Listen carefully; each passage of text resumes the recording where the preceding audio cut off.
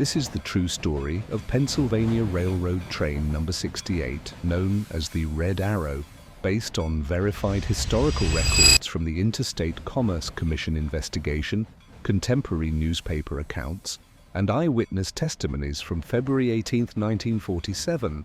February 18, 1947. 3:21 in the morning.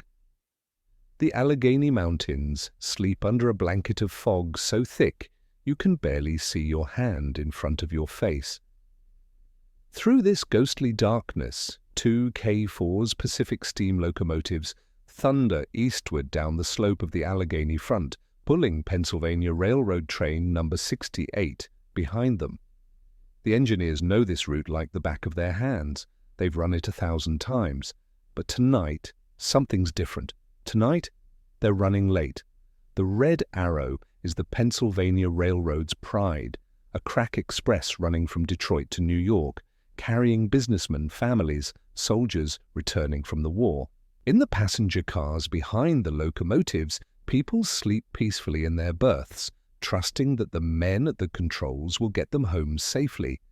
They don't know that up ahead, barely visible through the fog, Bennington curve is approaching. A gentle bend in the tracks, nothing dramatic. Speed limit, 30 miles per hour. The locomotive's speedometers climbing past 65. In the cab of the lead engine, the fireman glances at his engineer. They're behind schedule. They've been trying to make up time on the straight sections, just like everyone does. It's a common practice on the Pennsylvania Railroad. Get behind, push harder on the flats, ease up on the curves. Except tonight, in the fog, with the pressure to make up lost minutes, they're not easing up. The curve comes faster than expected. If you're finding this story as gripping as I am telling it, please hit that subscribe button and turn on notifications. We dive deep into forgotten disasters and the lessons they taught us every week. To understand what happened that night, you need to understand what the Red Arrow represented. The Pennsylvania Railroad called itself the Standard Railroad of the world, and they meant it. Their K4's Pacific locomotives were legendary. 425 of them built between 1914 and 1928, the backbone of passenger service across the entire PRR system. These machines were elegant, powerful, and fast. Too fast sometimes. The K4S could cruise at 70-80 miles per hour on straight track. They hauled everything from local commuters to the Broadway Limited, the railroad's flagship train.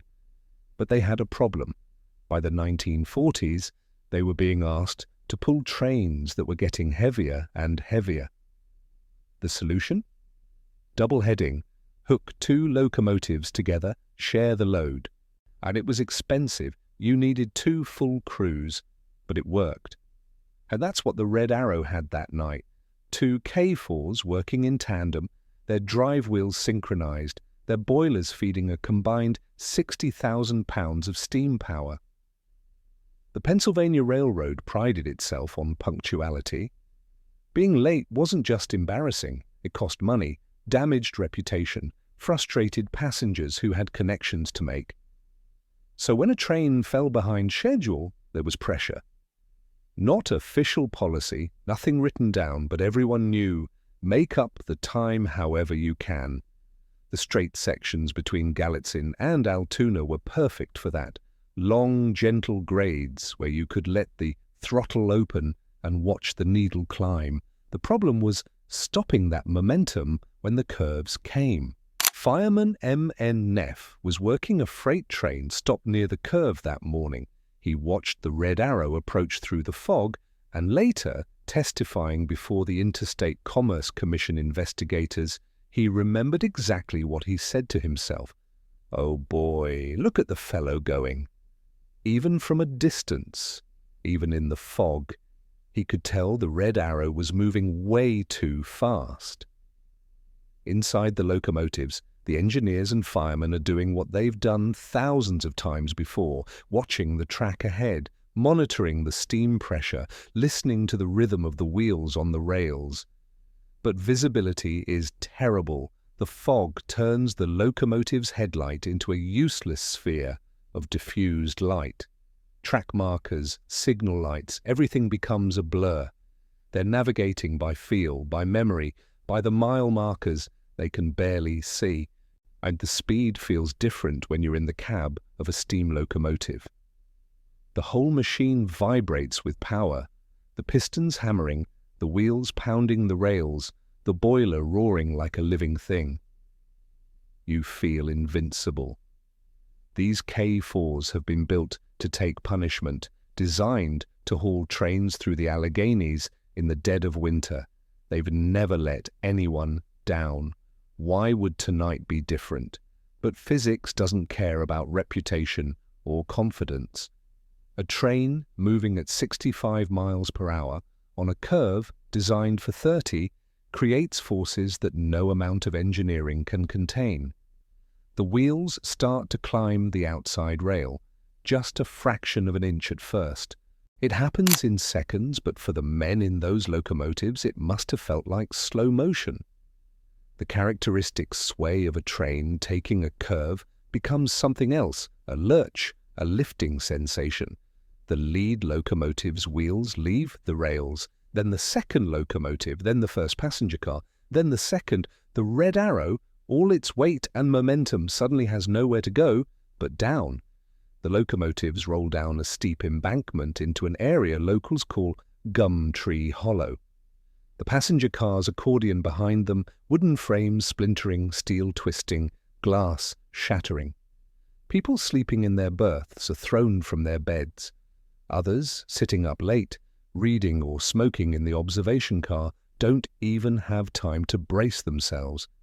The sound, witnesses a mile away said it sounded like thunder, or like a building collapsing, a continuous roar that went on and on. When it finally stops, the scene is chaos. Passenger cars are stacked at impossible angles. Steam hisses from ruptured pipes. People are screaming, calling for help, calling for loved ones. The locomotives, those proud K4s that pulled the Broadway Limited, that represented the Pennsylvania Standard, are mangled wrecks at the bottom of the hollow. The engineer and fireman of the lead locomotive are both killed instantly. In the passenger cars, people are trapped in the wreckage, injured, dying. 24 people will not survive this night. 138 more are injured. The investigation revealed shocking details about railroad practices in the 1940s. If you want to see more stories about how disasters change safety regulations, leave a comment telling me which historical incident you'd like covered next. As dawn breaks and the fog begins to lift, the true scale of the disaster becomes visible. Railroad workers and local volunteers work through the wreckage, pulling survivors from the twisted metal. Cranes arrive to begin the grim work of clearing the scene. Newspaper photographers document everything, images that will shock the nation and force conversations about railroad safety that can no longer be avoided. The Interstate Commerce Commission launches an immediate investigation. Their finding is stark and unambiguous: excessive speed. The Red Arrow was traveling at more than twice the safe speed for Bennington Curve. The combination of pressure to make up time, poor visibility, and the inherent dangers of running heavy trains at high speed through mountain curves had created a perfect storm of disaster. But the story doesn't end there. Exactly 10 days later, on February 28th, another train, the Sunshine Special, passes through almost the same area. A Pullman car called the Cascade Mirage uncouples from the train and becomes a runaway, rolling backward down the grade at 50 miles per hour before derailing just a quarter mile from where the Red Arrow crashed. One more person dies, 12 more are injured. The same watchmen who were guarding the wreckage of the Red Arrow become witnesses to a second disaster. The Pennsylvania Railroad, the standard railroad of the world, suddenly doesn't look so standard anymore. The Red Arrow disaster changed American railroading forever. The Interstate Commerce Commission didn't just issue a report and move on. They mandated that all railroads must install cab signaling or automatic train stop systems on any route where passenger trains regularly exceeded 72 miles per hour. The technology had existed for years, but implementation had been slow, expensive, inconsistent. After Gallitzin, there were no more excuses. The Pennsylvania Railroad, stung by the public outcry and the loss of life, committed to comprehensive safety upgrades, cab signals that would display speed restrictions directly in front of the engineer, automatic speed control that would apply the brakes if a train exceeded the limit, technology that could compensate for fog, for fatigue, for the human tendency to push just a little harder when running behind schedule. The two K4's locomotives that crashed that morning, once symbols of American engineering prowess, were scrapped 2 months later, cut up for metal that would be recycled into new machines, safer machines.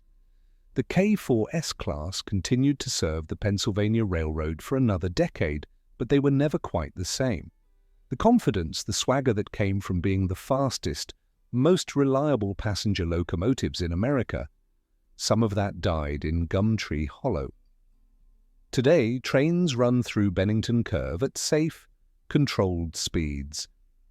The technology works. People travel in comfort and safety, usually unaware of the tragedies that made that safety possible. The Red Arrow's legacy isn't just the 24 lives lost that foggy February morning.